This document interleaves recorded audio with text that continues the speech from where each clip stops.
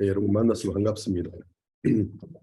우리가 서로 다른 위치, 다른 멕시코의 지역이 흩어져 있지만 또 물론 이 자리에 저와 함께 대면으로 예배를 드리는 분들도 계신데 오늘 여러분과 함께 이렇게 만날 수 있어서 감사합니다. 오늘 우리가 신약 성경 고린도전서 10장 말씀을 펴보도록 하겠습니다. 고린도전서 10장 13절 말씀을 보겠습니다. 찾으셨으면 제가 읽겠습니다. 사람이 감당할 시험 밖에는 너희에게 당한 것이 없나니 오직 하나님은 미쁘사 너희가 감당치 못할 시험 당함을 허락지 아니하시고 시험 당할 즈음에 또한 피할 길을 내사 너희로 능히 감당하게 하시느니라. 신약성경 고린도전서 10장 13절 한 구절을 읽었습니다. 한 사람이 복음을 듣고 마음으로 복음을 받아들이고 구원을 받게 되지면 그 다음에 이제 하나님이 참된 복음의 믿음으로 이끌 수 있는 신앙의 길로 이끌 수 있는 교회로 그 사람을 인도하는 일을 하십니다. 그래서 참된 이제 그 신앙의 길로 인도할 수 있는 교회로 인도하는 일을 하시는데 이 신앙생활이라는 결국 믿음의 생활인데 우리가 복음을 받아들이고 신앙을 가지기 전에는 그냥 내 생각과 내 감정 그리고 이 세상의 어떤 보편적인 흐름을 따르는 삶을 살아왔다라는 것입니다. 그것은 이제 경험에 의존하는 거죠. 사람마다 이제 보편적인 인생의 경험도 있고 또 가정 환경상 개인 인생에 일어났던 일들로 인해서 그 사람이 어떤 인격이 형성되어집니다. 우리가 이제 구약 성경에 보면은 다윗이 이스라엘 초대 왕이었던 사울이 죽고 난 다음에 왕위에 올랐어요.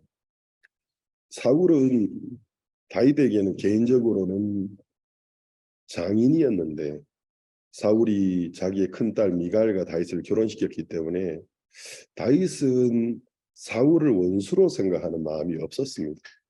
근데 이제 사울은 하나님을 믿는 믿음이 없는 사람이었기 때문에 자기 사위인 다윗이 하나님의 손에 끌리는 걸 보면서 자기 왕위를 뺏기게 될까 봐 다윗을 적으로 생각하고 다윗을 죽이려고 그 많은 시간을 투자했습니다. 그러나 다윗은 사울하고 근본적으로 마음의 자세가 달라서 자기가 스스로 왕이 되려는 마음도 없었고 장인인 사울과 싸우려는 마음도 없었습니다.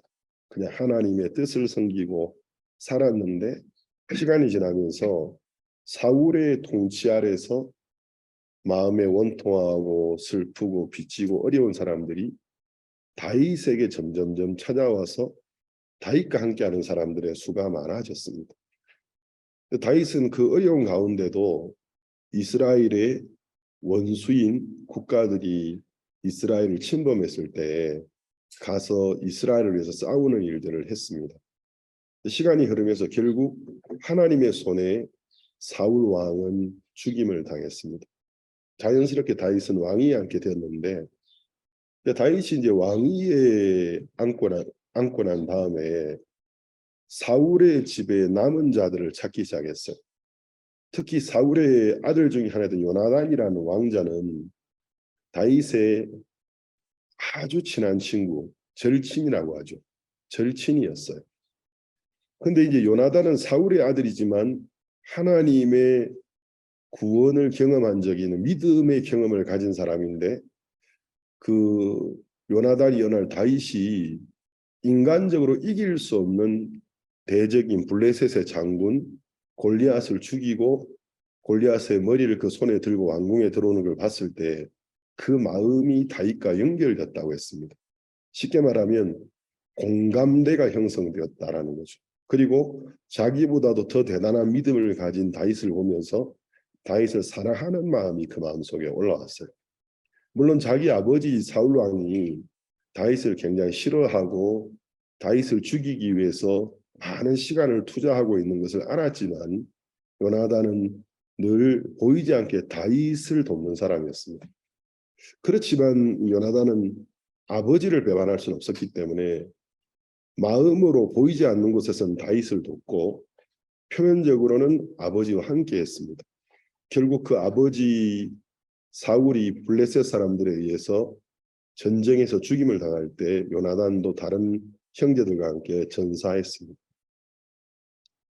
다윗이 이제 왕위에 오르고 난 다음에 사울의 집에 남아있는 사람들이 없을까? 어쩌보면 다윗에게는 사울의 집에 남아있는 아들들은 자기는 친인척이잖아요. 자기 아내의 오빠와 동생들이고 또 언니나 여동생들은 자기에게는 또 처제가 되고 처형이 되는 거기 때문에 내가 사울의 집에 남은 사람에게 은혜를 베풀고 싶다. 이제 그러면서 이제 사울의 집에서 남은 사람을 찾기 시작하는데 옛날에 이제 왕조 시대라고 하죠. 그런 이제 이 스페인어로는 모나르키아라고 하는데 그 왕조 시대에는 왕권을 잡기 위해서 형제지간에도 피비린내 나는 복수나 사륙전이 일어나는 거였기 때문에 다윗이 이제 왕위에 앉으니까 사울의 집에 남은 사람들은 다 숨어버린 거예요. 근데 이제 다윗이 사울의 집에 남은 사람을 찾기 시작하니까 그 당시 사람들이 어떻게 생각했느냐면은 야 이제 다윗이 왕위에 오르더니 복수하려는가 보다 이렇게 사람들은 생각했어요. 그러니까 더 꽁꽁 숨어버리는 거예요. 다윗의 눈에 띄면 죽임을 당하겠다는 생각이 들었던 거죠. 근데 그게 이제 어떻게 되다가 요나단의 아들인 므비보셋이라는 사람이 로드발 암미엘이라는 지역에 숨어 있다라는 소식을 듣게 된 거예요. 그러니까 다윗이 요나단의 아들이 살아 있다라는 말을 듣고는 요나단은 사울 집에서 누구보다도 다윗과 우정을 같이 했던 절친이었기 때문에 마음이 불타는 것 같았어요. 여러분 인생에 유년기에 또는 청소년기에 정말 격없이 지냈던 그런 친구들은 세월이 흘러서 나이가 30이 되고 40이 되고 50이 되고 나이가 더 들어도 인생을 사는 동안에 여러 가지 위치도 생기고 또 어떤 업적도 생길 수도 있는데 그런 사회적인 사람들의 눈과 상관없이 그런 친구들하고는 어떤 위치를 가지고 만나고 싶은 게 아니고 어린 시절처럼 청소년 시절처럼 격없이 만나고 싶어하는 그런 마음이 있습니다. 다윗은 요나단의 아들이라 하니까 자기가 왕이고 요나단이 전왕의 아들이었고 이런 걸 떠나서 마음이 불타는 것 같았어요. 그러면서 내가 요나단이 사울과 함께 죽은 것이 너무나 안타까운데 내가 그 요나단을 인해서 요나단이 다윗을 죽음에서 구원해 준 적이 있거든. 구원해 주면서 너는 나와 함께 맹세해라. 나는 우리 아버지가 지금은 힘이 있는 것 같고 능력이 있는 것 같고 너를 죽이려 하는 것처럼 보이지만 하나님이 너를 왕으로 세우셨기 때문에 결국 네가 왕이 될 줄로 안다. 네가 왕이 되면 나를 생각해서 내 집에 은혜를 베풀어 다오. 그때 다윗은 이제 목숨이 오락가락할 때였기 때문에 자기를 돕는 요나단에게 맹세했습니다. 만약에 하나님이 나를 정말 이스라엘의 왕자에 앉혀주신다면 내가 요나단 너의 집에 은혜를 베풀겠다고. 다윗이 이제 그 기억이 나면서 요나단의 아들 무비보셋이 살아있다고 그러면서 무비보셋을 그 아버지 요나단 때문에 그냥 조건 없이 은혜를 베풀고 싶은 마음에서 이제 불붙듯이 올라온 거예요. 그래서 이제 신하들을 보내어서 로드발 암미엘 그 마길의 집에 있는 무비보셋을 데리고 오는데 성경에 읽어보면은 사울 왕이 죽을 때에 그 소식이 왕궁에 들렸을 때 요나단도 죽었고 그 요나단의 유모, 노드리사라고 하죠. 유모가 자기가 섬기던 이제 주군인 왕이 죽었으니까 이제 왕자를 살리고 싶어서 급하게 이제 무비보셋이 아기였는데 무빗을 품에 안고 왕궁에서 도망을 가다가 너무 당황을 해서 뛰어가다가 아기를 놓쳐버렸어요. 그러면서 어린 아기인 요나단이 바닥에 떨어지면서 두 다리가 부러져 버렸습니다. 요즘 같으면 정형외과 같은 곳에 가서 수술을 하면 되지만 그 시대는 그럴 때가 아니었기 때문에 그것 때문에 요나단은 어렸을 때부터 두 다리가 부러진 상태로 두 다리를 쓸 수 없는 장애인으로서 성장하게 되신 겁니다. 그러니까 두 다리가 부러졌으니까 바닥을 디디고 서는 것도 불가능했을 것이고 한쪽 다리라도 멀쩡해야지 한쪽 다리로 좀 버티면서 걷는데 목발을 짚고도 정말 걷는 것 자체가 너무 걸어도 보기에 너무 이제 흉해 보일 수밖에 없었다라는 거죠. 그렇기 때문에 이제 무비보셋이 그 로드발 암미엘 마길의 집에서 자라면서 아주 어렸을 때야 몰랐겠지만 이제 이성적인 어떤 생각을 할 수 있게 되었을 때부터 친구들에게 놀림을 당했을 거라는 거죠. 요즘은 뭐 장애인을 위한 인권 단체도 있고 사람들의 교육 수준이 높아져 가지고 장애인이 되진 게 그 사람의 어떤 잘못이 아니기 때문에 그 장애인들을 이해하려는 사회적인 분위기가 있지만 그때는 정상적인 어떤 건강한 사람하고 다르면 흠으로 여기던 시대이기 때문에 무비보셋은 어렸을 때부터 절뚝발이라는 손가락질 당하면서 자랐다는 거죠. 그래서 굉장히 가난했고, 그럼 우리가 성경은 우리에게 뭘 보여주느냐 하면 한 사람의 인격이 어떻게 형성되는지를 보여주고 있는 거예요. 자, 그러면 무비보셋은 잘못된 정보를 들으면서 자랐다는 거죠. 이제 무비보셋이 이제 나이가 좀 들면서 이제 이성적으로 판단할 수 있는 나이가 됐을 때 나는 왜 두 다리가 절뚝발이가 되어졌을까? 그 원인을 알고 싶었겠죠. 그랬더니 자기가 어머니라고 믿고 있었던 분이 어머니가 아니고 사실은 유모였다라고, 자기 이제 어머니 같은 분이 됐는데 결국 그 유모가 사울의 집에 종으로 있으면서 다윗에 관한 이야기를 사울을 통해서 들었기 때문에 그 유모는 다윗에 대해서 나쁜 정보만 듣고 살았다라는 거죠. 그러니까 그 유모가 알고 있는 다윗은 실제의 다윗이 아니고 사울 왕을 통해서 들은 잘못 와전된 다윗이라는 사람에 대하여 생각을 가지고 살았기 때문에 마음이 선입관, 프레후이쇼가 형성되신 겁니다.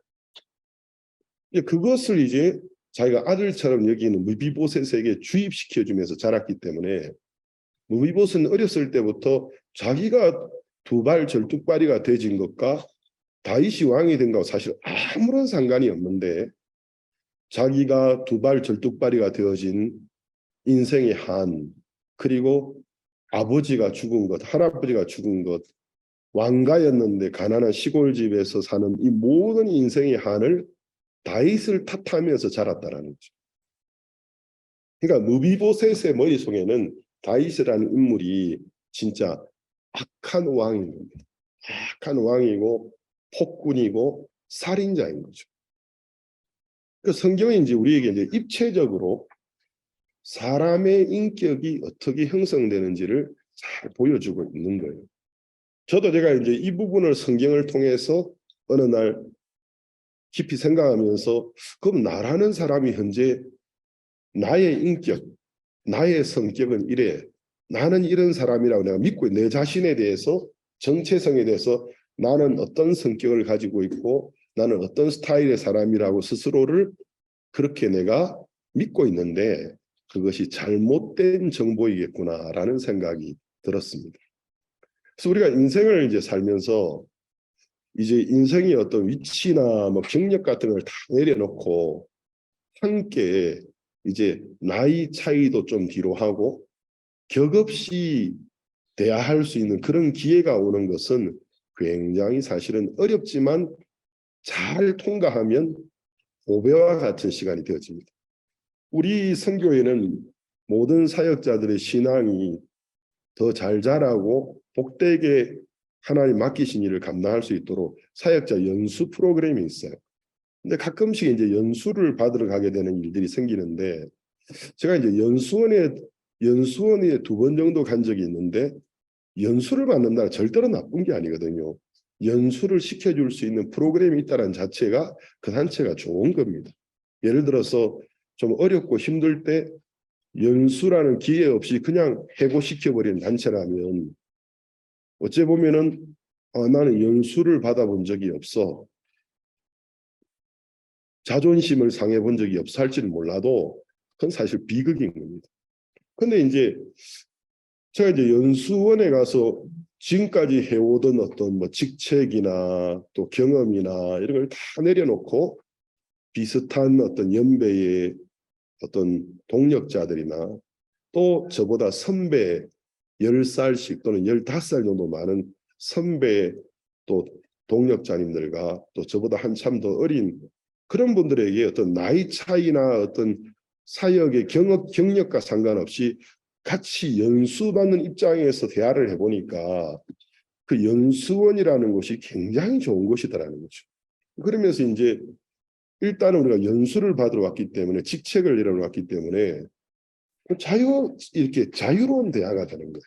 사람이 어떤 위치가 생기는 순간부터 자유로운 대화가 잘 안 되거든요.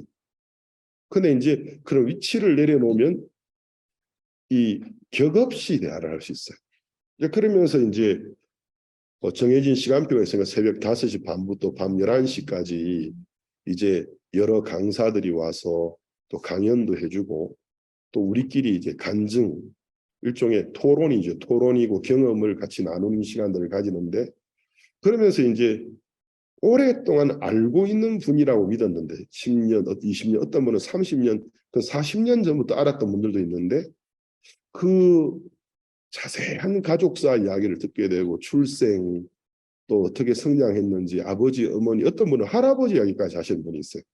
그럼 할아버지 이야기부터 시작을 하면 3대를 거슬러 가서 이야기해야 되는데 그런 이야기를 쭉 서로 듣고 있다 보니까 어떤 마음이 형성되느냐 하면 내가 나라고 믿고 있는 어떤 정체성이 사실이 아니라는 것을 제가 느낄 수 있었습니다. 만약에 내가 나를 낳아주고 키워주신 나의 생부와 생모가 아닌 전혀 다른 성격을 가진 다른 사회 위치에 있는 가정의 자녀로 태어났더라면 물론 외모도 달랐겠지만 유전자가 다르니까 나라는 사람의 인격이나 성격과 정체성도 지금과는 아주 판이하게 달랐을 겁니다. 그러니까 사람은 결국 환경에 지대한 영향을 받는다라는 유전인자 때문에 어떤 유전적인 어떤 외형이나 성격의 특징 같은 거는 배울 수 있지만 그보다 더 지대한 영향을 끼치는 게 환경입니다. 내가 어떤 가정에서 어떤 학교 교육 전에 가정에서 교육을 받고 자랐느냐가 그러면서 내가 성장하는 동안에 무슨 일이 있었던 그 사건들이 나라는 사람의 성격이 형성되는데 직접적인 영향을 끼치게 되는 겁니다. 제가 이제 2003년도에 2003년이죠. 2003년에 군유스코 대학생 해외 봉사 프로그램 단원을 제가 이제 2기부터 맞이해 봤어요. 그때부터 시작해가지고 지금까지 이제 20기가 지금 넘어 지금 22기죠. 22기를 그러니까 22기니까 21년 동안 주로 한국에서 온 많은 대학생들을 맞이했습니다. 그 21년 전에 왔던 그 군유스코 대학생 해외봉사 체험 단원들은 지금은 이제 중년이 다 됐습니다. 중년이 다 된 게 아니고 중년이죠. 중년이고 애기 아버지고 어머니고 또 개중에는 여러 가지 다른 직장을 선택한 경우도 있고 교사가 된 사람도 있고 사업을 하는 분들도 있고 개중에는 이제 신학교에 가서 훈련을 받고 중남미 스페인권에 돌아와서 제 주변에서 일을 하고 있는 사람들도 있습니다. 근데 제가 이제 20년 정도 넘어 대부분이 이제 한국에서 온 대학생들이었어요. 나중에는 이제 중국에서도 오고 태국에서도 오고 일본에서도 오고 또 미국에서도 오고 중남미 다른 나라에서 오기도 했는데 그 20년 정도 한 일본 단기들 맞으면 일본 학생들의 특징이 있더라고요. 일본 학생들이 되게 착해요. 착한데 마음에 있는 표현을 잘 못해요. 그래서 마음에 있는 표현을 하는 것을 큰 잘못을 범하는 것처럼 생각하는 경향이 좀 있더라고요. 태국 학생들도 모르겠습니다. 태국에 아주 좋은 대학 출신들이 와서 그런지 몰라도 학생들이 아주 수준이 높고 열심히 공부하고 공사도 중국 학생들도 참 순수했어요. 자, 이제 그러면서 이제 20년 넘어 대학생들을 1년 동안 11개월 근 1년 동안 동거동락하고 개중에는 한 해 봉사활동을 마치고 너무 좋아서 한 번 더 하고 싶습니다 하고 2년 과정으로 재단기를 한 경우도 있고 어떤 학생들은 2년을 마치고 난 다음에 저는 어차피 한국에서 대학 졸업하고 왔는데 부모님 허락받아서 그냥 멕시코에 뿌리를 박으랍니다 해가지고 또 그런 분들도 있어요. 그 개중에는 지금 멕시코 시집 장가 와서 살고 있는 사람들도 있고 중남미 곳곳에 있는데 제가 이제 20년이 넘는 동안 대학생들을 이렇게 만나서 이야기를 해보니까 이제 눈에 띄게 어쩌면 이제 제가 학교 교사는 아니지만 교사 아닌 교사의 일을 하게 되는 건데 20년 이상 일을 하다 보니까 뭐를 느끼게 됐느냐 하면 우리 대한민국 가정의 이혼율이 해마다 높아져 가고 있다는 사실을 피부로 느꼈습니다. 왜냐하면 한 기수에 보통 많으면 10여 명 좀 넘는 11명, 12명, 뭐 적으면 한 두세 명, 보통 또 5명 정도 오는데 기수마다 부모님이 이혼을 하고 재혼을 한 경우가 해마다 증가하는 거예요. 그러면서 대한민국 사회에 이혼율이 급증하고 있구나. 또 어떤 해에는 단기들이 와서 목사님 요즘 한국에는요 남편 아내가 있고 또 애인이 따로 있대요. 그래서 남편이 있고 아내가 있는데 그건 남편이고 아내고 그 외에 또 사귀는 애인이 없으면 바보래요. 그런 이야기를 하길래 제가 정신 나간 소리 좀 하고 있지 않느냐고. 근데 아니 목사님 지금 그런 분위기가 많이 퍼지고 있습니다. 그 단기는 우리 엄마는 우리 아버지 말고 애인이 있어요.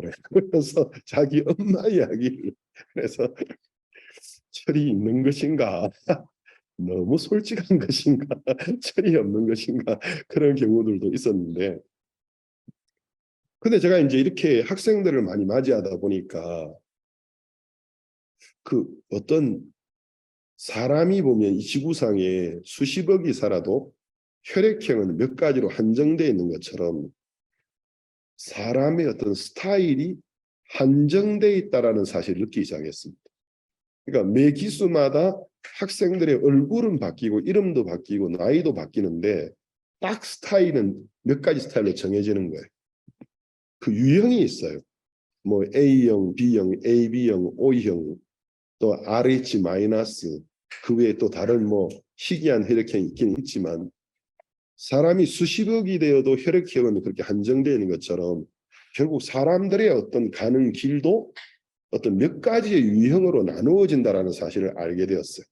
그래서 이제 대화를 하다 보면 어떤 학생은 아버지 어머니가 이혼했던 그 이야기를 하면서 현재 내 자신이 방황을 하고 현재 내가 좀 잘못된 생각이나 잘못된 인생의 길을 선택했던 것을 아버지 어머니의 이혼에 전적으로 책임을 돌리면서 정당화하는 그런 경우들이 있더라고요. 근데 이제 매기수를 이렇게 맞이해 보니까 설령 아버지 어머니가 이혼을 하셔서 당시에는 어려웠을지라도 마음을 가다듬고 전혀 다른 바른 길로 가는 학생들도 있는 거죠. 이제 그러면서 우리 사람의 생각이 어떤 성장하면서 유전적인 영향도 있지만 환경에 의해서 영향을 받는 게 굉장히 많다라는 결론에 도달하게 됐습니다. 그리고 제가 제 자신을 생각해 보면 제가 그런 거예요. 그러니까 나라는 사람의 성격, 그 성격은 나를 놓아주고 키워주신 아버지와 어머니 두 분을 닮았고 또 그 두 분 중에 한쪽으로 좀 더 유전적으로 유전 인자가 많은 쪽으로 닮기도 하는 거예요. 그렇기 때문에 이제 성경의 그 무비보셋을 보면 이제 다윗이 이제 무비보셋을 불렀어요. 근데 무비보셋이 어떻게 불려갔을까? 다윗의 신하들이 로드발, 암미엘, 마길의 집에 말들을 타고 나타났을 때 아마 정말 얼굴이 죽음의 그늘이 들여지면 사색이 되지면서 그 두 발을 목발로 겨우 걸으면서 필사적으로 도망가려고 발버둥 치고 땅바닥에 쓰러지고 먼지가 날리고 뒹굴면서 살려주세요. 차라리 여기서 죽여주세요. 저를 다윗에게 데려가지 마세요. 그러면서 도살장에 끌려가는 가축처럼 무비보셋이 예루살렘으로 실려갔을 걸 생각해 봤습니다. 그러면 왜 무비보셋은 그럴 수밖에 없었죠? 자기 마음 속에서 잘못 형성되어 있는 다윗이라는 인물에 대한 정보에 의해서 와전되어 있는 다윗을 다윗이라고 믿고 있기 때문에. 근데 실제 다윗은 무비보셋에게 조건 없는 사랑과 은혜를 베풀기 위해서 그를 부른 거였습니다. 그러나 왕궁으로 가는 무비보셋은 죽음의 길을 가는 마음으로 갔다는 거죠. 그리고 이제 왕궁의 문이 딱 열리고 다윗이 왕궁 저 뒤쪽 벽에 보좌에 딱 앉아 있고 이제 다윗 양옆으로 장군들과 또 이렇게 중간에 길이 있을 거고 신하들이 있을 때 다윗이 멀리서 걸어서 무비보셋이 다윗 앞에 걸어갈 때 어떤 마음으로 무비보셋이 다윗에게 다가왔을까? 다윗은 어떤 마음으로 무비보셋을 바라보았을까? 이런 것을 입체적으로 좀 깊이 생각해 보면 여기에서 하나님이 우리 인간을 기다리고 계신 그 하나님의 관점에서 보는 사람의 죽음, 사람이 죽음의 문을 지나서 이제 하나님 앞에 들어갈 때 사람의 입장에서 하나님을 바라보는 어떤 그런 것들이 너무 잘 묘사되어 있다는 생각이 드는 거예요. 다윗은 마음이 불타는 것 같았거든. 무비보셋을 보았을 때는 물론 두 발이 절뚝발이었지만 분명히 무비보셋은 요나단의 아들이었기 때문에 그 얼굴에서 요나단의 모습이 보였을 겁니다. 그 목소리에서도 요나단의 목소리가 느껴졌을 겁니다. 그러니까 다윗이 무비보셋을 딱 봤을 때 요나단에 대한 기억이 팍 살아나면서 마음이 뜨거웠고 남의 아들이 아니고 너는 내 아들이야 하고 전적으로 은혜를 베푸고 싶은 마음이 올라왔는데 무비보셋 측에서는 어떤 마음으로 다윗에게 갔을까요? 말 그대로 우리 동양 아시아식으로 말하면 죽은 자의 나라의 왕인 염라대왕이라고 하죠. 그 저승사자 앞에 나가는 마음. 제가 이제 이런 것들을 생각하면서 우리 인생에 다윗과 무비보셋의 이야기가 반복되고 있다는 거죠. 저도 이제 신앙을 하고 또 사역을 하는 삶을 오래 살아가면서 또 이제 1996년, 97년부터 지금까지 신학교를 설립해서 신학생들을 가르치는 일을 하고 있습니다.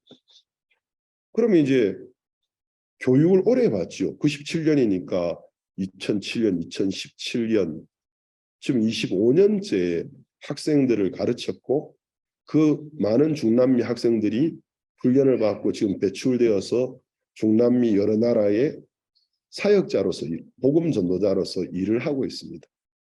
또 이제 그러다 보니까 가정을 이루게 되었을 때 결혼을 줄여야 하는 경우도 많았고 자녀가 태어나면 이름을 지어주기도 하고 그러다 보니까 이제 제가 이제 많은 학생들을 이렇게 지도하면서 가끔씩 저희 집에 좋은 어떤 한국 옷, 새 옷들이나 또 새 옷에 준하는 아주 좋은 옷들이 사업을 하는 성도들이 연결되면서 목사님 제가 의류 사업을 하는데 이런 옷들이 좀 재고로 남았는데 교회 드리면 우리 신학생들 나눠주면 좋아를 가져왔습니다. 또는 사실 이게 옷을 한국에서 비싸게 산 건데 몇 번은 안 입어보고 입을 일이 별로 있다 보니까 뭐 어떻게 보면 중고지만 사실 새 거 같은 좋은 옷들입니다.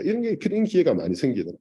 그래서 제가 이제 신학생들에게 옷을 나눠주려고 요즘은 이제 핸드폰을 교체하거나 이러면 아직도 좋은 핸드폰인데 본인이 새 걸 샀으니까 팔기도 좀 그렇고, 목사님 이거 저기 어디 학생들 가운데 줄 사람 없나요 하고 전자제품을 들고 오는 경우도 많아요.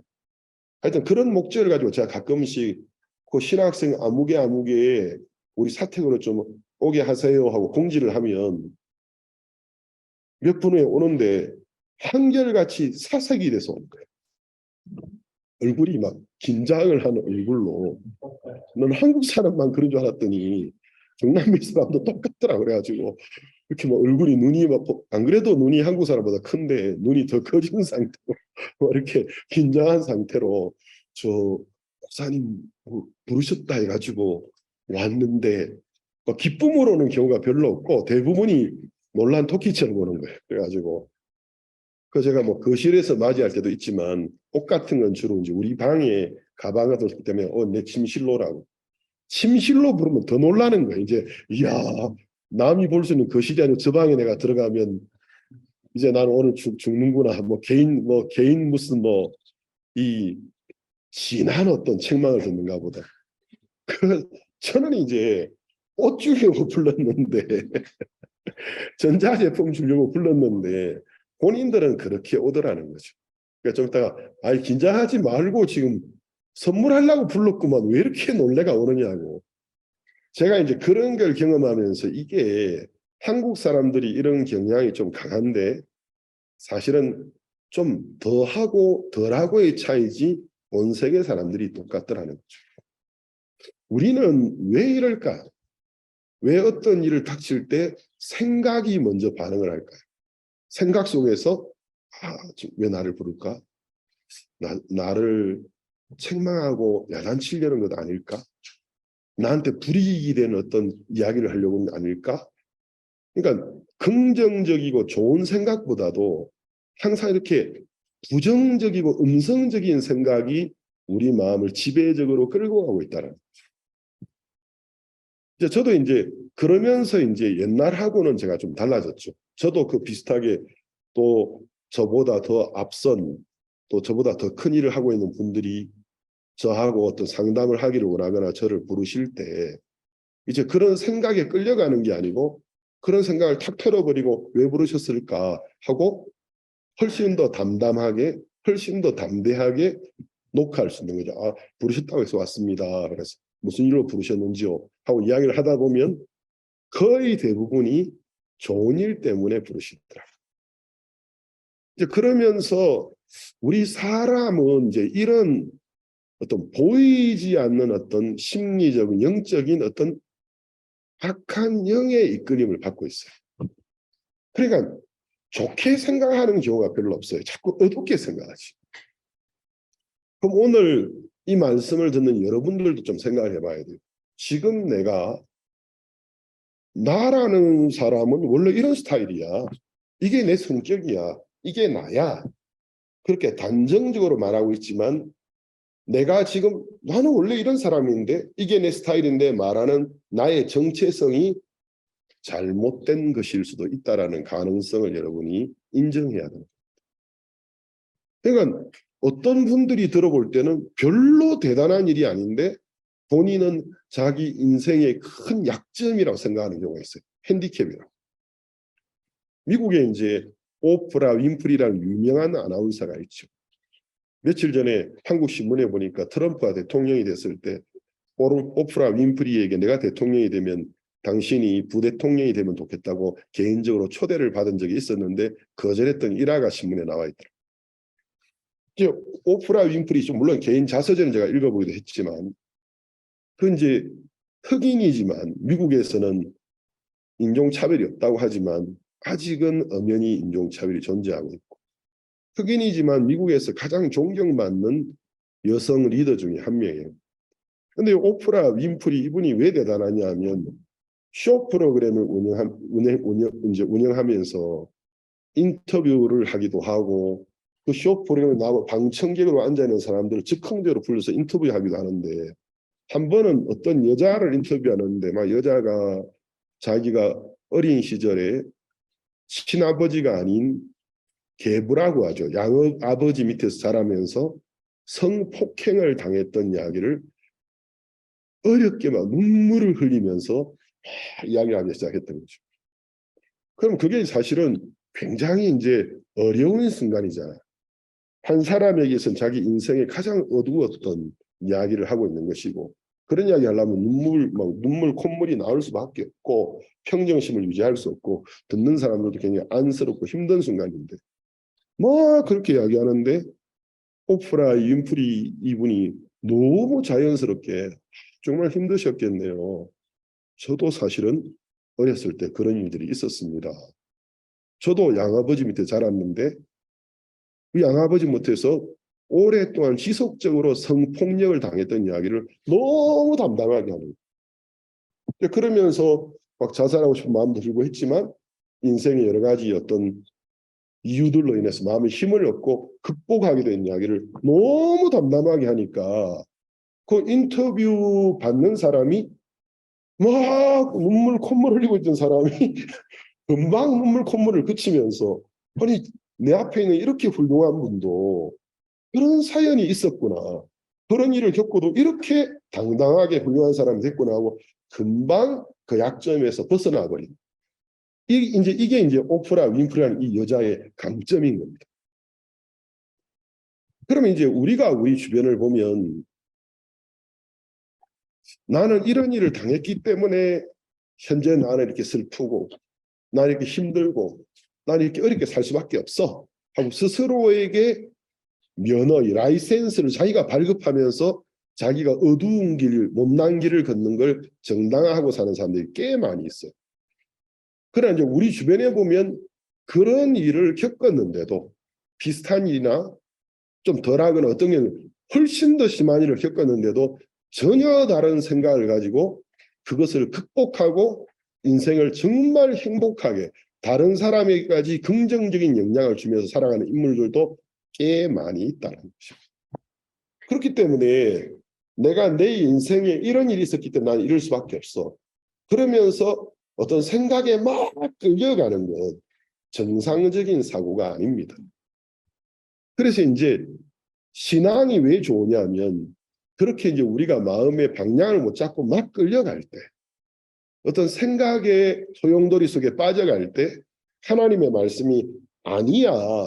하나님의 말씀이 우리에게 올바른 기준을 제시하면서 그 어두운 생각에서 내 마음을 건져주기 때문에 이제 우리가 인생을 살아가면서 어떤 어려움을 극복하기 위해서는 믿음이 꼭 필요해요. 근데 그 믿음은 진실한 존재에 대한 믿음이 필요하기 때문에 하나님을 믿는 믿음과 신앙이라는 게 우리 인생에 어떤 있어도 되고 없어도 되는 어떤 옵션이 아니고 필수 조건입니다. 그래서 그 신앙의 힘으로 어려움을 이기고 또 하나님 주신 평화와 삶 속에 실제로 도우시는 걸 경험하면서 우리가 복된 길을 살아갈 수 있다는 거죠. 그래서 이제 우리가 이런 것 좀 생각해야 됩니다. 그래서 여기 앉아 있는 올해도 6명의 굴스코 한국 대학생들이 여기 와 있는데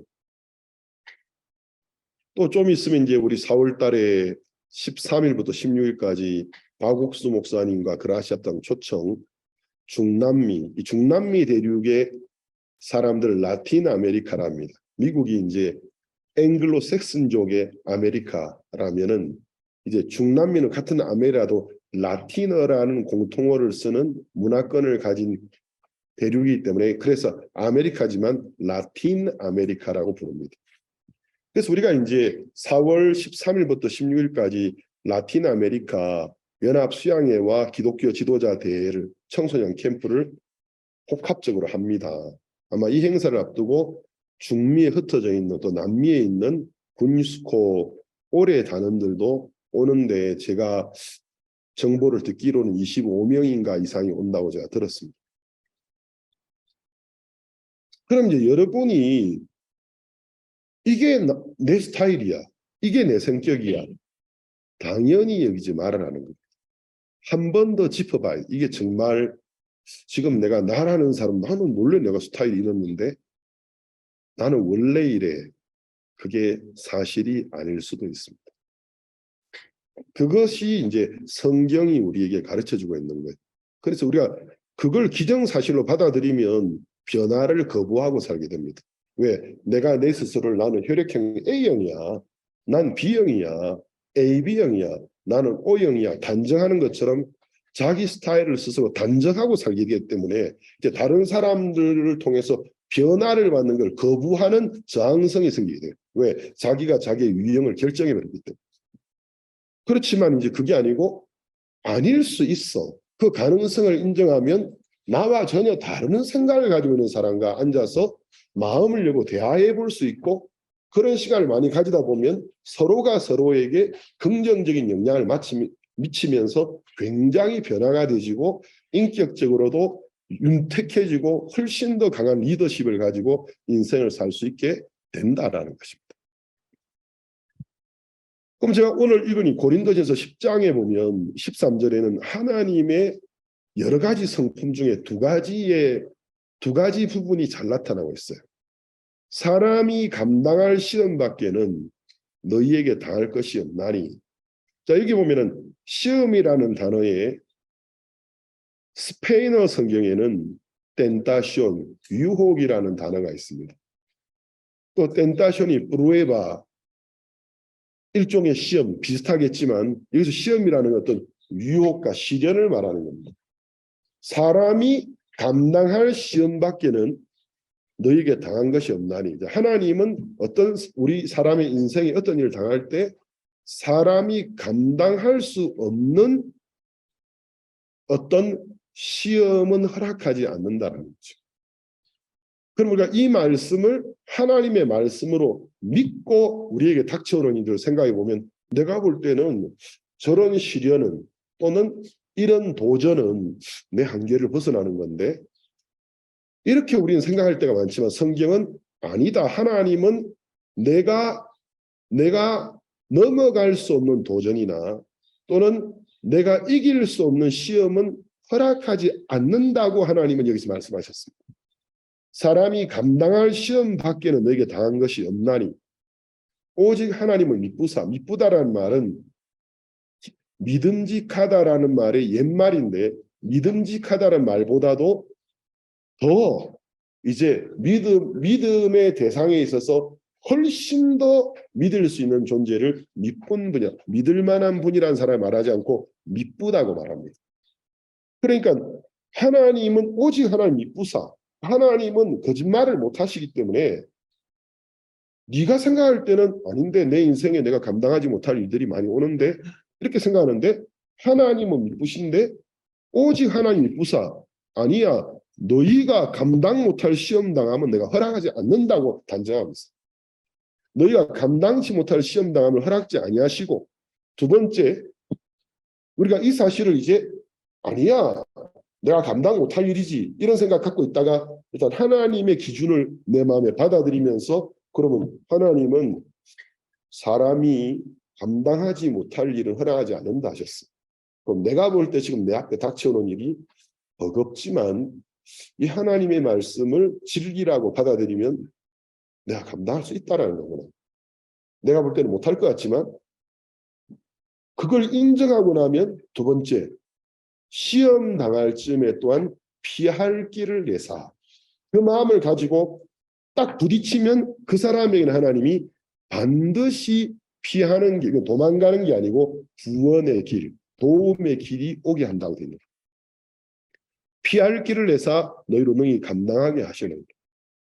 제가 이제 지난주에 이 말씀을 지난주 주말에 좀 생각해 자꾸 제 마음속에 이 말씀의 생각이 납니다.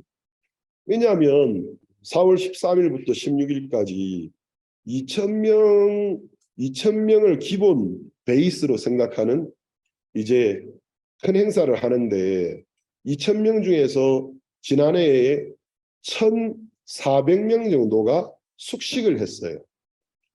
나머지 이제 지난해에 한 2,100명 정도 왔는데 2,100명 중에서 1,400명을 제외한 600에서 700명은 출퇴근을 했어요.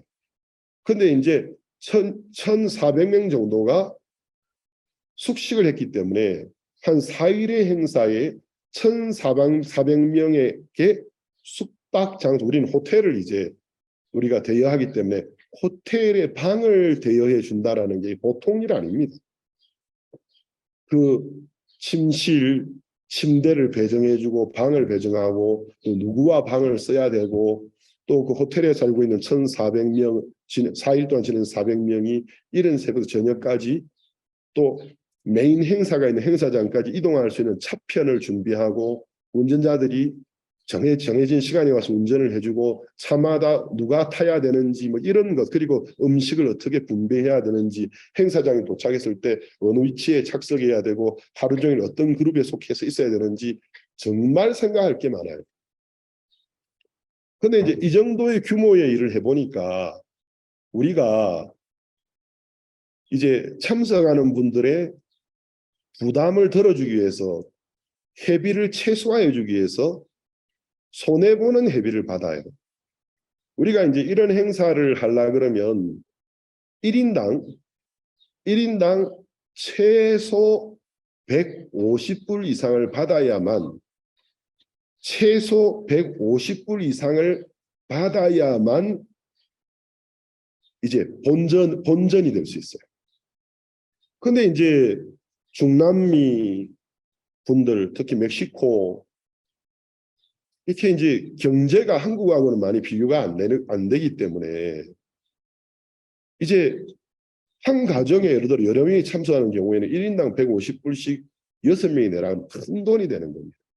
그래서 우리가 이제 특히 청소년들을 위해서 가능한 그들이 부담스럽지만 참석을 더 할 수 있도록 회비를 낮추어주고 왜 또 그분들이 수도인 멕시코 시티에 사신 분도 있지만 멕시코 전역에서 오고 중남미에서 오신 분들은 또 비행기 타고 고속버스 타고 그까지 돈으로 환산하면 회비보다도 교통비가 더 높단 말이에요.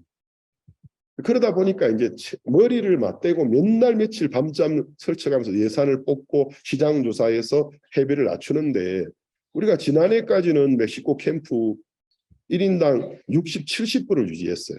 중남미 전체의 우리 지부들 행사에서 멕시코 지부처럼 적은 회비를 받는 캠프가 없어요. 멕시코보다도 경제 여건이 훨씬 열악한데도 회비를 훨씬 많이 받아요. 그러면서 이제 1인당 150불을 이 사람은 받아야 되는데 70불 받으면 1인당 80불을 우리가 커버해야 되는 거예요. 그러면 1인당 80불이 10명이 아니고 1000명, 2000명 단위가 넘어가는데 80불 곱하기 2000명 해보세요. 얼마입니까? 80명 곱하기 10명이면 800이죠. 100이면 8000이죠. 1000명이면 8만 불이죠. 2000명이면 16만 불입니다. 그러니까 이것을 이제 우리가 후원해야 되는 거죠. 그걸 후원하기 위해서 여러 기업의 문을 두드리기도 하고 뭐 어떤 기업에서 돈은 잘 안 줘요. 안 주지만 뭐 여러 가지 물건을 주기 때문에 낮추고 또 멕시코 우리 지부에 속해 있는 성도들이 멕시코의 복음화와 청소년들 선도를 위해서 기꺼이 우리가 기부하겠습니다 해서 우리가 보통 한 17, 18만 불 정도를 기업에서 후원받는 것과 별도로 멕시코에서 후원을 해서 행사를 치러 왔단 말입니다. 그러다 보니까 한 행사에 보통 35만 불 정도 들어요. 야외에 큰 행사 한 번 더 해버리면 이제 37만 불도 넘어가고. 근데 올해는 이제 우리가 이 행사 마치고 난 다음에 중남미 멕시코 선교센터 착공을 하기 때문에 3년 계획을 잡고 프로젝트가 280만 불 정도 예산이 들어가는 공사입니다. 280만 불이면 몇십억입니까? 1불 13, 1300, 1200 잡아도 엄청난 수십억의 돈인데 이제 이 일을 시작하는데 무슨 돈을 쌓아놓고 하는 게 아니기 때문에 하나님 의지해서 하니까 이제 우리가 이번 4월 행사를 치르기 위해서도 35만 불 정도는 필요를 해요. 물론 참석자들이 회비를 내겠지만 회비 내는 것 빼고도 순수하게 우리가 17만 불 이상을 후원을 해야만 외부의 지부들이 좀 십시일반 도와주는 거 빼고 멕시코에서도 못해도 17만 불 이상을 우리가 커버해야만 이 행사가 되는 거예요. 회비는 회비대로 내고 이제 그러니까 이제 보통 일이 아니다. 그리고 그것이 마치면 280만 불 정도의 프로젝트를 가진 한 층에 한 1720명쯤 들어가는 큰 오디토리움 있는 4층 건물 공사를 3년 계획으로 짓는데, 이제 우리가 수백만 불이 들어가는 것을 선교회 본부에서도 좀 후원해 주기로 하셨고, 또 주변에서 좀 도와도, 또 사업을 하는 분들이 좀 도와도 우리가 감당해야 되는, 순수하게 멕시코 성도들이 주변의 도움과 기업가들의 도움을 빼고 감당해야 되는 것이 120만 불이 넘습니다. 그러니까 뭐 100만 불 넘으니까 여기 학생들은 저기 몇 억을 이야기하는 거지 뭐 이런 생각이 들 텐데, 그러니까 이제 뭐 4월 행사에 당장 우리가 17만 불 이상, 전체 한 35만 불에 17만 불 정도를 다 필요하고, 그게 그와 맞추어서 120만 불 정도가 드는데, 120만 불을 3년 계획 잡으면 1년에 3년 동안 3등분하면 40만 불 정도를 감당을 해야 돼요. 멕시코 성도들이. 그럼 우리가 1년 동안 뭐 그것만 하는 게 아니고 수많은 행사를 치루어내기 때문에, 또 우리 해외 지부들 행사를 또 많이 돕기 때문에, 지난주에 이제 제가 지난주와 지난주에 이런 예산을 뽑고 막 여러 부서들 의논하고, 몸이 이제 계속 여행을 하다가 멕시코 돌아와서 몸은 집에 있는데 머리는 5만 곳을 다 돌아다니고 있는 거예요. 다 돌아다니면서 머리가 복잡해요. 근데 제 아내는 이제 그런 걸 잘 몰라요. 그냥 제가 이렇게 앉아 있으니까 논팽이처럼 앉아 있구나 이 생각하기 때문에, 아무 일 하는 것이 밥만 청내고 있구나 이 생각을 해도 머리가 이제 고화부하가 걸리고 있는 상태죠. 그래서 막 이렇게 머리가 막 이리 갔다 좌로 우로 앞으로 뒤로 위로 아래로 그냥 이제 막 이런 생각을 하는데, 이제 막 어느 정도의 좀 정확한 예산의 규모가 잡히고 한국도 연락을 하고 주변가들과 의논을 하면서 제 마음에 참 버겁다 이런 생각이 찾아오더라는 거죠. 근데 버겁다라는 생각이 마음에 찾아올 때에 제게 이 말씀이 그냥 마음에 떠올랐습니다. 사람이 감당할 시험 밖에는 너에게 당한 것이 없나니. 하나님은 사람이 감당할 수 있는 일을 허락하지 않는다 하셨습니다. 저는 이 말씀이 하나님의 말씀이라고 믿습니다. 그렇기 때문에 제 인생에 저에게 하나님 허락하는 일이 제가 감당할 수 없는 일은 허락하지 않는다라는 걸 저는 기본 베이스로 하고 있습니다. 그럼 지금까지 하나님 저에게 많은 일을 하게 하셨는데, 지금 이 일은 지금까지 해왔던 일들에 비해서 규모가 훨씬 크고 단위가 훨씬 더 큰데 감당할 수 없는 일이 아니야. 그러면 감당할 수 있기 때문에 허락하신 거야. 그럼 두 번째, 감당할 수 있다면 부딪힐 자세를 가져야죠. 사람이 이제 내가 감당 못해 이런 생각에 마음이 한번 끌려가 버리면 이제 정신줄을 놔버려요. 그때는 이제 정확하게 내가 싸워야 될 적이 누구며 힘이 얼마나 되고 몇 명인지도 모르고 그냥 당하게 됩니다. 그러나 이제 하나님이 감당할 수 있는 일을 감당할 수 없는 일을 허락 안 한다는 믿는 믿음을 갖고 생각하면, 일단 부딪힐 마음의 자세를 딱 가지기 때문에, 부딪히려고 딱 하면은 그러면 내가 누구하고 먼저 부딪혀야 돼, 어떤 일부터 우선순위로 부딪혀야 돼, 생각이 이렇게 흘러가는 거예요. 그렇게 딱 하니까 이제 엄청 복잡해 보였던 일인데도 먼저 해야 될 일, 그 다음 해도 될 일, 그 다음에 우선순위가 쫙 정리가 돼요. 그리고 시급하게 처리해야 될 일과 차후에 몇 주 후에 처리해야 될 일이 구분되기 시작해요. 그러면서 제 마음속에 이제 무슨 마음이 이렇게 들었느냐 하면, 올 2월 말과 3월 초순에 박옥수 목사님 중남미 4개국 순방 여행 중에서 제가 아르헨티나 우수아야와 중미 파나마 행사를 준비하는 일을 맡아서 사전에 가서 준비하고 목사님과 합창단을 모시고 수천 명이 모이는 행사들을 함께 치루어내었는데, 그 목사님과 이제 동행하면서 우수아야에서였는지 파나마인지 새벽에 이제 호텔에서 사역자 이제 임원 모임을 하면서, 목사님이 이제 많이 바쁘시기 때문에 옛날처럼 많은 시간을 할애해서 사역자들과 시간을 못 보내시는데, 이렇게 지나가시는 말로 나와 하나님을 구별해야 돼. 이렇게 이야기하시더라고요. 나와 하나님을 구별해야 돼. 섞지 말고 구별해. 저는 이제 제가 이제 박 목사님 같은 하나님의 종, 또 저를 지도해주는 목사님들을 가까이 하는 걸 좋아하는 이유가 이제 그게 저의 재산인 거예요. 그러면 제가 이제 그분과 예를 들어 8일을 같이 있었다. 많은 일을 하죠. 수천 명을 대상으로. 하지만 짧은 어느 순간에 한마디의 어떤 흘러가는 말 같지만 평생의 인생의 노하우가 실려 있는 말이 탁 튀어나오게 됐어요. 그게 이제 저한테는 보화와 같다. 그 말 한마디를 딱 제가 캐치할 수 있을 때, 야, 내가 이번에 비행 경비로 500만 원 썼다. 500만 원 투자한 본전을 건졌다고 생각합니다. 아, 내가 본전 건졌다. 너무 귀한 것을 배웠다. 그러면 이제 일을 안 하는 사람들은 그런 말을 들어도 그게 무슨 뜻인지 얼마나 중요한 건지를 몰라요. 그런데 일을 하려는 마음을 갖고 있는 사람들은 그런 말을 딱 들을 때 지금까지 내가 도움과 배움과 은혜를 위해서 성장해 왔는데 이 단계에서 또 다른 단계로 넘어갈 업그레이드 될 수 있는 팁이 거기서 나올 거예요. 그래서 나와 하나님을 구별해야 돼. 섞으면 안 돼. 자, 우리가 하나님의 일들을 하면서 주저하는 이유가 어디 있죠? 믿음이 필요한 순간 믿음을 잘 못 가지게 되는 근본적인 이유가 어디 있죠? 그거는 하나님과 나를 섞어버리는 데서 시작됩니다. 우리는 섞는 거 좋아하잖아요. 맛을 섞으면 맛있잖아요. 외국 사람들도 마찬가지더라고요. 근데 우리 한국은 이제 섞는 걸 너무 좋아하다 보니 그중에 이제 전주 비빔밥이 나오고 요즘은 이제 퓨전 음식이 나와서 비빔밥 종류가 이제 몇 가지인지도 모르겠어.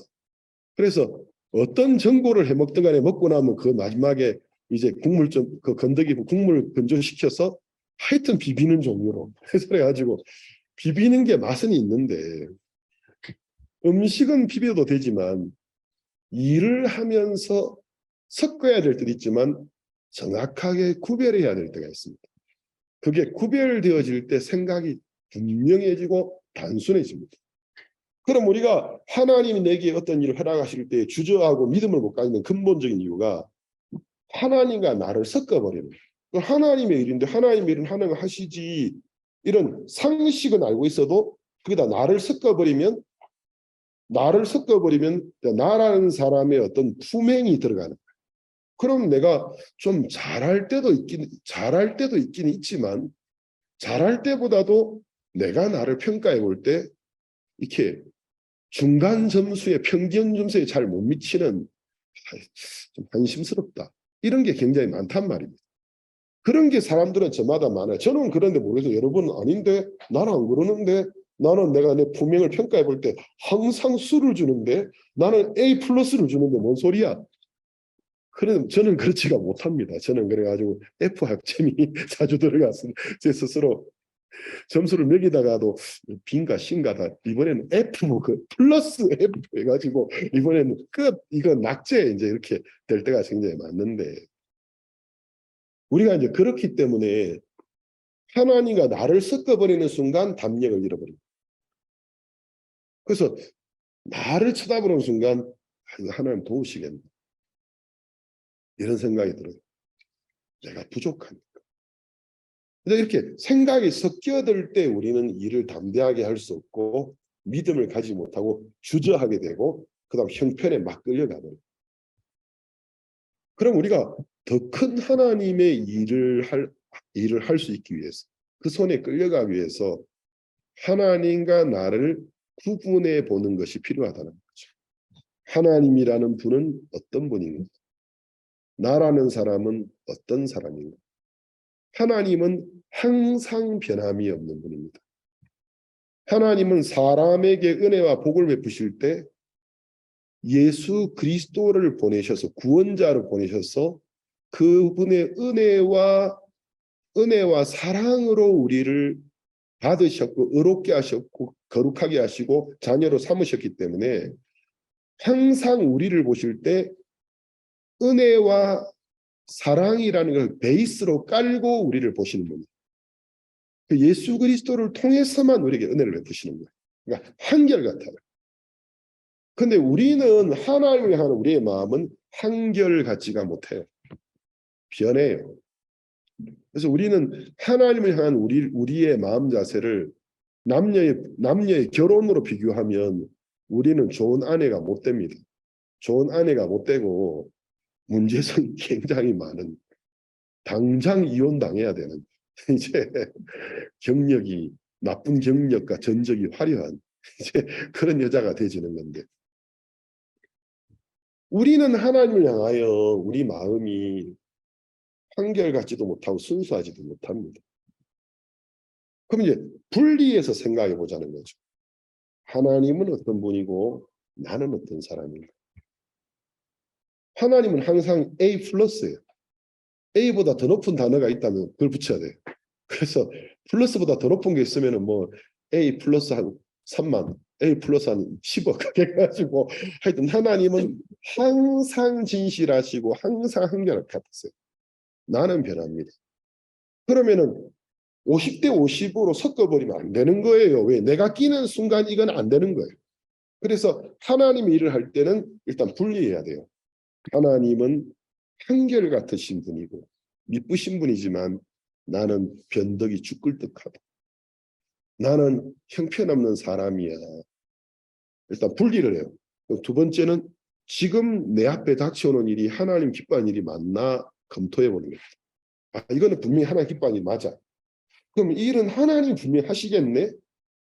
그러면 이 일은 하나님이 나와 상관없이 당신의 뜻을 위하여 이루시겠구나. 그러면 이런 하나님과 하나님의 뜻 앞에서 내가 가져야 될 마음의 자세는 뭐지? 내 못나고 추한 것들을 일단 내려놓고 하나님이 이 일을 은혜와 긍휼과 사랑 때문에 이루실 것을 믿어야 되겠구나. 그래서 이 일을 이루는 건 나하고 아무 상관없이 이루는 거구나. 그럼 내가 가져야 될 마음의 자세는 내가 내 자신을 쳐다보면서 거기에 연연하고 있는 걸 버리고 좀 더러운 옷을 벗는 것처럼 탁 털어버리고 하나님과 마음을 같이 해야 합니다. 그러면 담력이 생깁니다. 무슨 말인지 이해되죠? 그렇죠? 그러면 담력이 생겨요. 담력이 생기면서 일을 할 수 있어. 그래서 어떤 일을 하면서 하나님 돕기 시작하시고 일이 은혜롭게 풀릴 때 잘 모르는 사람들은 내가 한다고 생각. 하나님 눈에 안 보이니까 당신은 어떻게 그렇게 자유롭게, 어떻게 담대하게, 어떻게 당당하게 그런 일을 할 수 있나요? 대단하시네요. 이렇게 이야기하는 사람들이 있어요. 그러면 그게 아닌데요. 그러면서 이건 제가 하는 게 아닙니다. 그걸 내가 한다고 생각하는 순간 부담이 오는 거예요.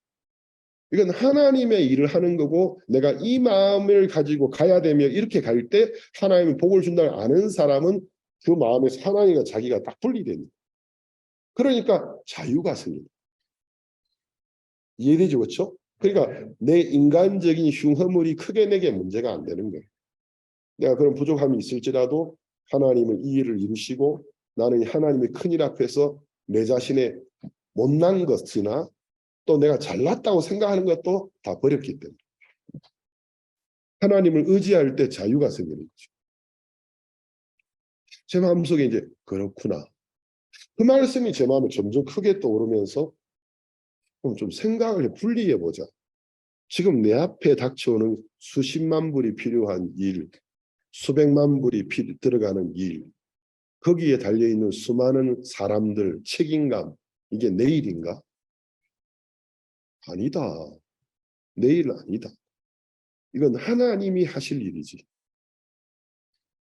그럼 하나님 일은 하나님 반드시 이루셔. 그게 믿어져요. 세 번째, 그러면 내가 나를 바라보면서 하나님의 일이 어쩌고 저쩌고 하는 걸 그만둬야 되겠다. 나를 빼버려야 되겠다. 빼버리고 나는 하나님의 뜻과 우리를 사랑하시는 하나님의 은혜와 긍휼을 믿어야 되겠다. 그러면 내가 믿음을 가지는데 훨씬 더 수월해지는 거예요. 훨씬 더 담대해지는 거예요. 그래서 오늘 오전에도 예배에 막 형제들 말씀 전하고 제가 설교할 때 제 앞에 앉아 있는 수백 명의 형제 자매들도 있지만 인터넷으로 보는 분들도 많고 이후에 또 전국교회 성도들이 사역자 또 다 들어봐요. 그리고 기독교 목회자들이 듣기 때문에 제가 하는 설교가 주일에 한 번 하는 설교가 우리 스페인어 것 인터넷 선교 본부가 우리 멕시코 지구에 있고 예루살렘 방송국이 여기 있기 때문에 인터넷에 SNS상과 여러 가지 어플리케이션 굉장히 많은 곳에서 박옥수 목사님의 메인 설교들과 선교의 중요한 소식들과 또 중남미 여러 사역 선교사 특히 제 설교가 나가고 있습니다.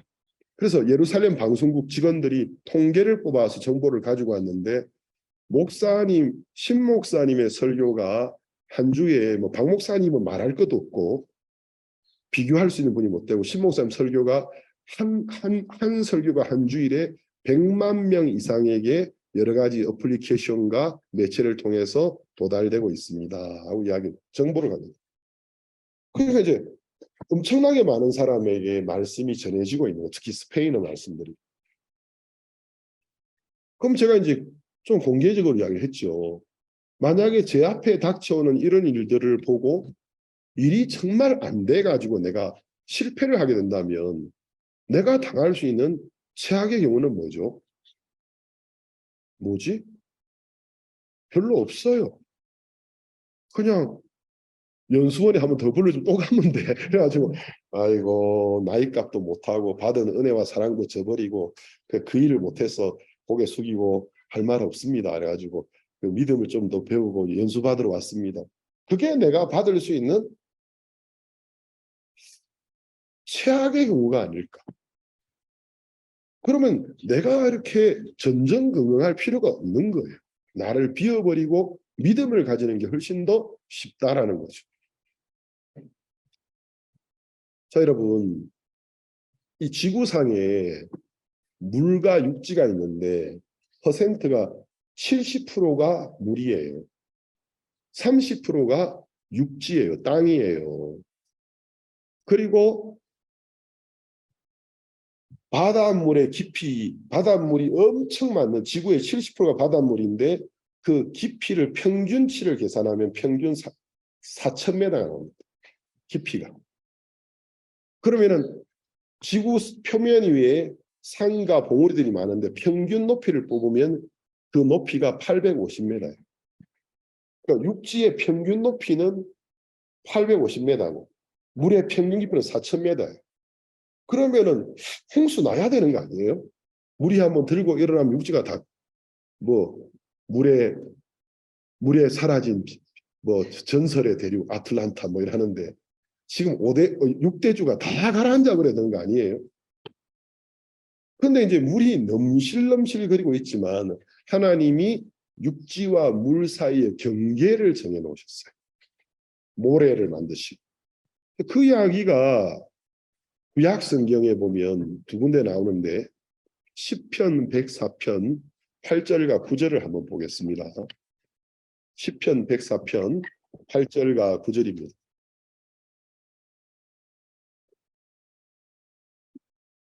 시편 104편 8절 9절에는 이런 말씀이 있어요. 주의 정하신 처소에 이르렀고 산은 오르고 골짜기는 내려갔나이다.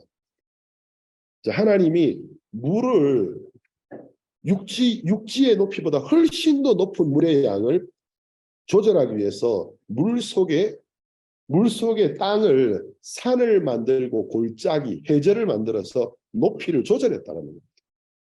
그렇게 해서 주께서 물의 경계를 정하여 넘치지 못하게 하시며 다시 돌아 땅을 덮지 못하게 하셨나이다. 그러니까 물이 아무리 많아도 하나님이 그 물 밑에 있는 땅에 깊은 골짜기, 우리가 해저라고 하죠. 깊은 골짜기, 산과 골짜기를 만들어서 물의 경계를 정해서 그 많은 물이 어마어마한 양의 물이 땅을 넘어오지 못하도록 정해 놓으셨다. 그 다음 우리가 한 군데만 더 찾아보겠습니다. 구약 성경 예레미야서 5장 21절과 22절입니다. 예레미야 5장 21절과 22절입니다. 어떤 분이 목사님은 설교 한번 하실 때 왜 이렇게 성경을 많이 찾으시나요? 불평하는 분도 계신데 이 말할 때 그 사람 난데 이 생각 드는 사람들 있을 겁니다. 근데 이게 좀 필요합니다. 예레미야 5장 21절과 22절 보겠습니다. 우준하여 지각이 없으며 눈이 있어도 보지 못하며 귀가 있어도 듣지 못하는 백성이여 이를 들을지어다. 여호와께서 말씀하시되 너희가 나를 두려워 아니하느냐 내 앞에서 떨지 아니하겠느냐 내가 모래를 두어 바다의 계한을 삼되 그것으로 영원한 계한을 삼고 지나치지 못하게 하였으므로 파도가 흉용하나 그것을 이기지 못하며 인호나 그것을 넘지 못하느니라. 하나님이 이제 물 속에 깊은 골짜기야 산, 지각 변동, 큰 지진을 일으켜서 물을 저장하셨고 그래도 물의 양이 엄청난데 그 물이 넘쳐올 때 육지와 물 사이에 엄청난 양의 모래에 해변을 만드셔서 물이 넘실거리지만 물론 뭐 해저 지진이나 쓰나미가 올 때 일순간 물이 많이 넘어오는 현상이 있지만 그는 일순간이지 그 물이 넘어와서 땅을 덮지 못하도록 경계를 정해 놓으셨다는 거죠. 제가 이제 이야기를 왜 하느냐 하면 하나님이 그렇게 질서를 잡아 놓으셨구나. 넘실거리는 물의 양이 땅 육지를 몇 번 가라앉혀도 몇 번을 더 가라앉힐 양의 물이 있을지라도 왜? 물속에 있는 바닷물의 평균 깊이를 계산하면 해저 4,000m예요. 해저 4,000m예요. 지구 표면에 있는 산과 골짜기에 높은 산도 있지만 평균치를 보면 850m. 그러니까 그 물이 넘치면 몇 번, 서너 번 이상을 육지를 다 가라앉힐 만한 물이 있는데도 그렇게 안 되고 있는 이유가 하나님이 지혜롭게 딱 경계를 정해 놓으셨다. 제가 이제 이 말씀이 제 마음에 딱 떠오르면서 우리 마음도 우리 마음에 변하지 않는 육지와 같은 게 하나님의 말씀이라면 하나님의 땅과 같은 하나님의 말씀이 내 마음에 있으면 엄청난 양의 넘실거리는 물결과 같은 생각과 감정이 날마다 내 마음에 일어나고 있습니다. 어떨 때는 막 내 마음에 일어나는 막 생각과 감정이 정말 엄청난 양의 바닷물처럼 너무 많고 나를 침몰시킬 것 같고 나를 가라앉힐 것 같고 결국 내가 망할 것 같은 생각이 막 올라올 때가 있어요. 그런데 하나님이 거기 경계를 정하셔서 질서를 잡으셨던 것처럼 우리가 하나님이 내가 감당하지 못할 시험 허락하지 않으셔.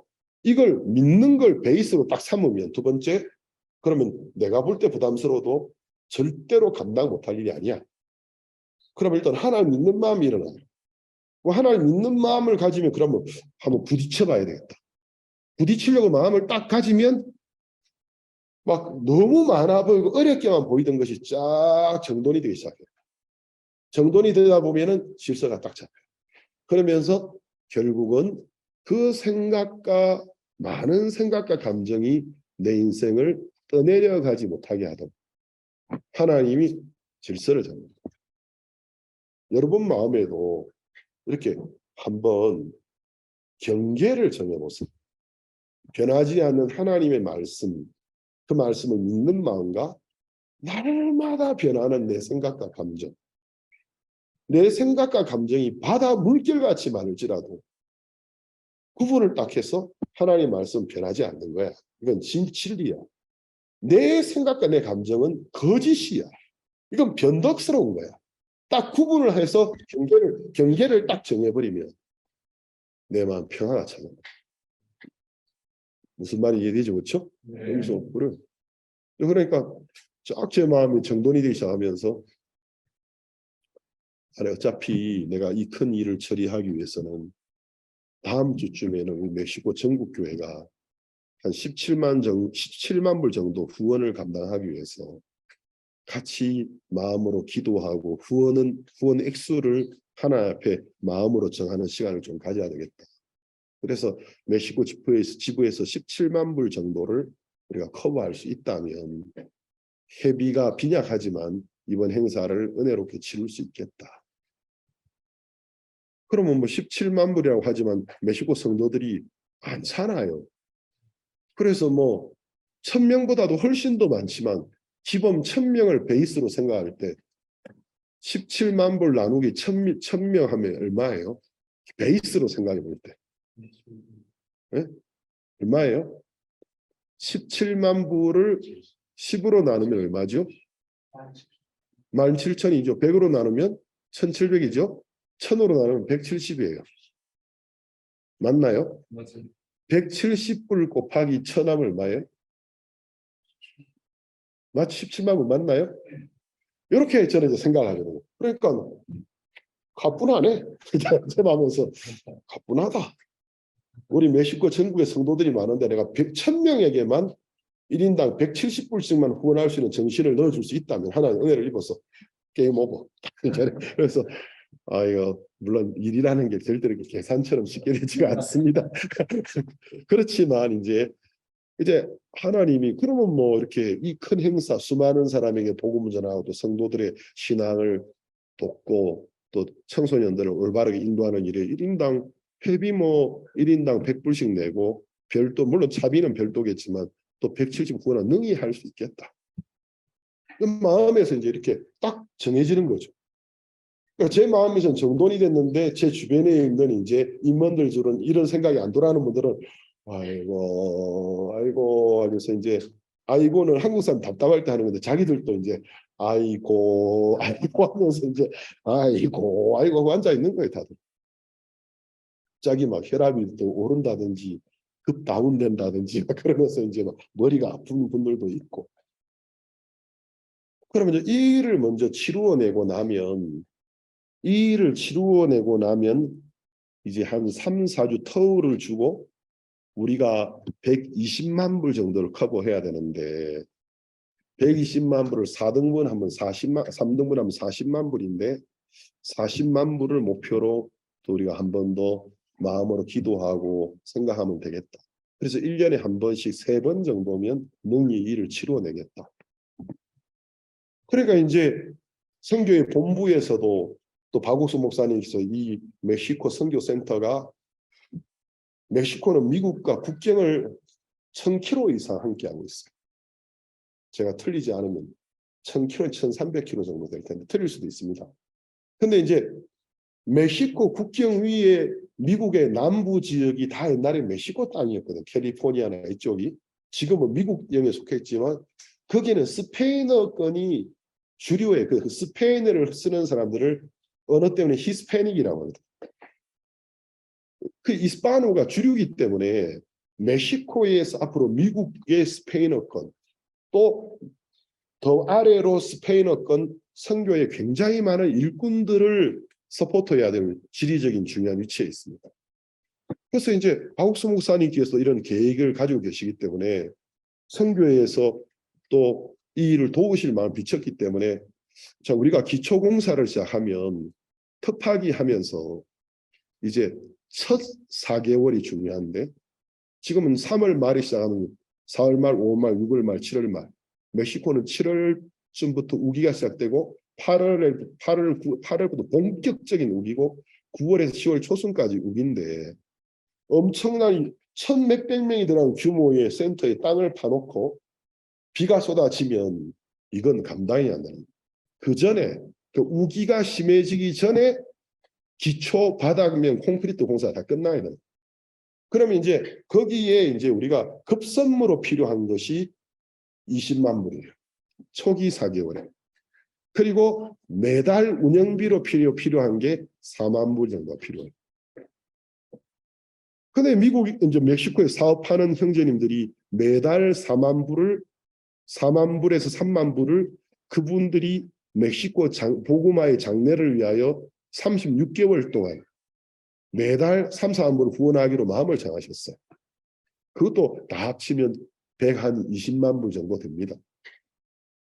그러니까 이제 급선무가 이제 20만 불이 필요한데 제가 이제 우리가 멕시코에서 또 믿음으로 물질을 준비하고 하겠지만 시간이 좀 필요하기 때문에 마음을 정하고 물질이 입금되는 데는 선교에서 약속하신 후원금을 먼저 좀 당겨야 되겠다.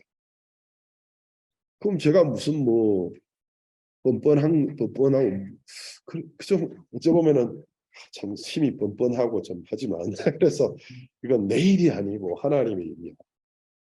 하나님이 기뻐하시는 일이기 때문에 미리 좀 당겨야 되겠다. 그래서 쫙 리포트를 적었습니다. 리포트를 적어서 박옥수 목사님께 리포트를 올렸습니다. 또 선교 회장을 임민철 목사님께 올렸습니다. 그래서 이제 이런 일들을 선교회에서 적은 물질이 아닌데 복음화를 위하여 이 일을 돕기로 마음을 정하시고 이번 주에 입금이 되기로 결정이 돼서 연락이 왔습니다. 그래서 이제 입금이 돼야 되는 거죠. 그런데 이제 어떤 이런 일들을 처리해 나갈 때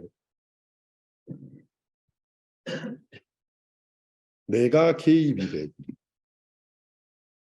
내 마음에 내 생각과 내 감정에 정말 많은 물과 같은 넘실 물과 같은 생각과 감정이 마음으로 흘러 들어올 때 환경 때문에 마음에 하나님의 말씀과 하나님과 나를 구별하지 놓지 못한다면 우리는 이런 생각들을 할 수가 없어요.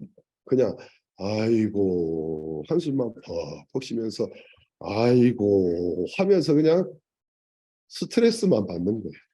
나중에는 어쩌면 이 위치에서 좀 피신할 수 있을까, 도망가는 길이 없을까 이런 쪽으로 생각이 흘러간다는 거죠. 형제자매 여러분,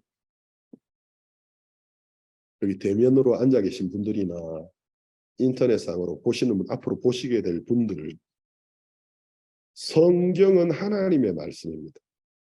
하나님이 말씀하시기를 사람이 감당할 시험 밖에는 너에게 당한 것은 하나님은 사람이 감당할 수 없는 시험을 허락하지 않는다 하셨습니다.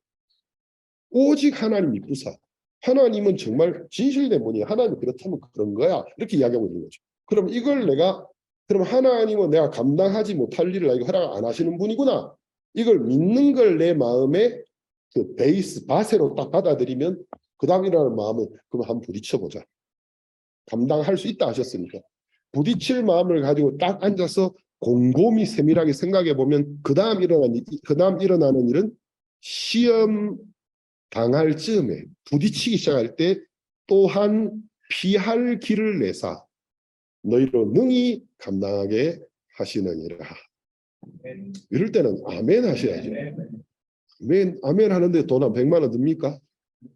아멘 하는데 10만 원 정도 들어요? 공짜예요. 아멘 하면 하나님이 역사하실 텐데 도와줄 텐데. 자, 다시 하나님이 우리에게 감당할 수 없는 일을 허락하지 않으시는 분이다. 이 사실을 믿는 마음을 베이스로 딱 삼는 거예요. 그러면은 하나님 절대로 내가 볼 때 힘들어 보여도 내가 감당 못하는 일을 허락 안 한다 하셨어. 하나님은 믿으신 분이야. 하나님 말씀을 이루는 분이야. 그러면 좋다. 내 앞에 내가 당하지 못할 일은 없는 거구나. 한번 당해보자. 이 마음을 딱 가지고 나아가면 그쯤에 하나님이 피할 길, 도울 길을 주사 능히 너희로 감당하게 하시느니라 하셨습니다. 이럴 때 아멘 할렐루야 하셔야죠. 아멘 할렐루야. 저 기원이 안 하고 있네. 아멘 할렐루야. 아멘 입을 너무 적게 해서 잘 안 보이는데 크게 하세요. 아멘 할렐루야. 하나님 우리 도우실 줄 믿습니다. 네, 여러분 우리 모두 함께 이런 하나님의 은혜와 복을 많이 입으면 좋겠습니다. 오늘 말씀을 여기까지 전하겠습니다. 하나님의 은혜가 한 주간 동안 여러분 모두와 함께 하시게 되시기를 바랍니다.